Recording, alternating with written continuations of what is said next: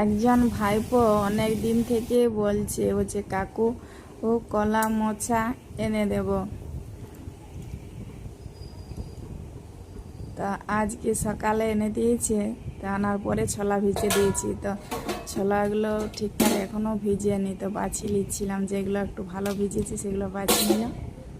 আর এই কলা মোচা কাটা হয়ে গেছে। এটাকে মোটামুটি 2 ঘন্টা মতো ভিজতে দিয়ে রেখেছিলাম হলুদ জল দিয়ে, মানে হলুদ জলে। তারপরে আবার ধুয়ে নিলাম, দিয়ে দিয়ে আলু ভাজতে দিয়ে দিয়েছি। আলু ভাজাগুলো মোটামুটি প্রায় হয়ে এসেছে। আলুটা ভাজা হয়ে গেছে, এবার নামিয়ে নিচ্ছি। এই কড়াইয়ের মধ্যে মোচা কাটাটা সিদ্ধ হতে দিয়ে দেবো। জল দিয়ে দিচ্ছি, হলুদ,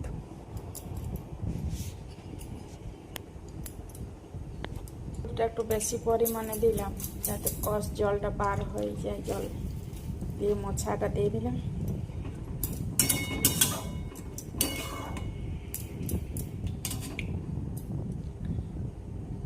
এবারে ছোলাগুলোও দিয়ে দিচ্ছি এটার সাথে সিদ্ধ হতে, আর লবণ দিয়ে দিচ্ছি, দিয়ে একটু নাড়াচাড়া করে দিচ্ছি, দিয়ে ঢাকা দিয়ে দিই সিদ্ধ হওয়ার জন্য।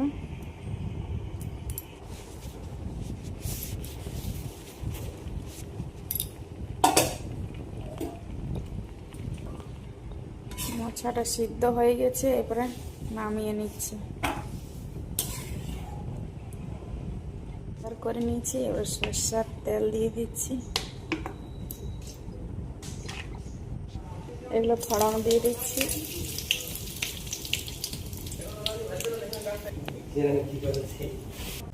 কাঁচা লঙ্কা আর পেঁয়াজ, পেঁয়াজটাকে নাড়াচাড়া করে দিই।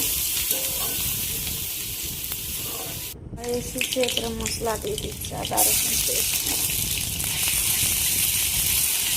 টমেটো কাটা, লবণ আর হলুদ দিয়ে দিচ্ছি। আর একটু মশলাটা কষিয়ে নিচ্ছি। টমেটোগুলো গলে যে একটু নাড়াচাড়া করে দিই।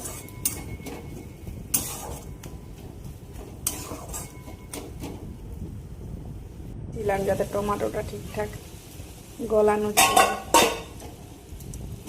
মশলা থেকে তেল ছেড়ে দিয়েছি।